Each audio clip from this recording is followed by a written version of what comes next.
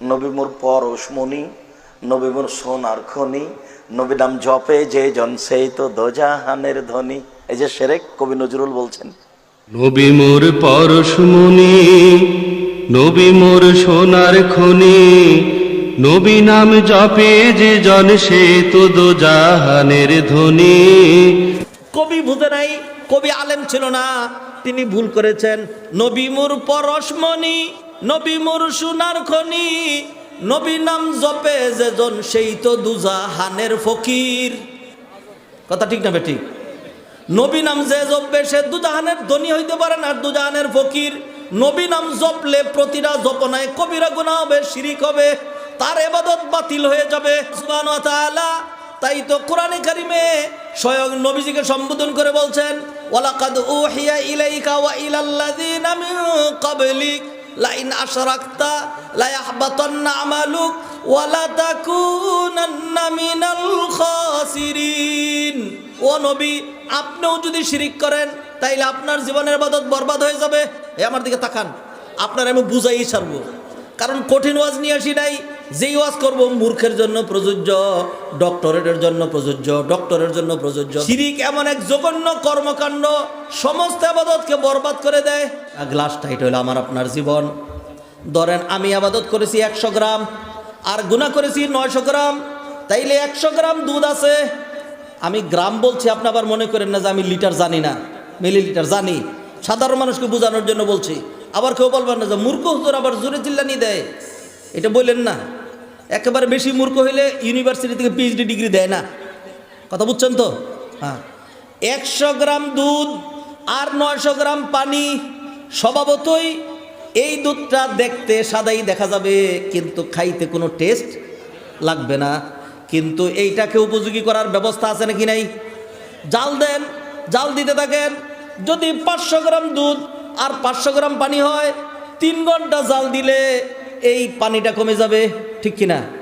আর যদি 900 গ্রাম পানি হয় আর 100 গ্রাম দুধ হয়, তাইলে আপনাকে 6 ঘন্টা জাল দিতে হবে, ঠিক না ঠিক?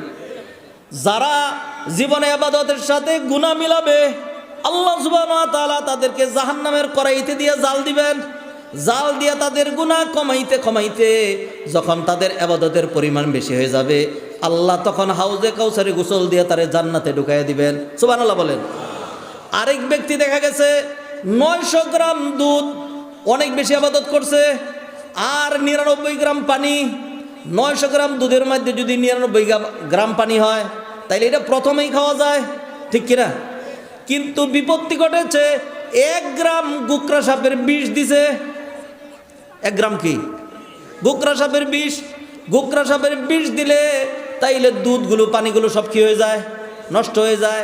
কেন গুকরা সাপের বিষ বললাম? আল্লাহ সুবহানাহু ওয়া তাআলা বলেছেন, তুই কত হাজার জিনা করেছিস আমি আল্লাহ মাফ করে দিব, কত গুনাহ করেছিস সব মাফ করব, সব মাফ করে দিব। বনি ইসরাইলের একটা লোক ছিল, 100 হত্যা করেছে।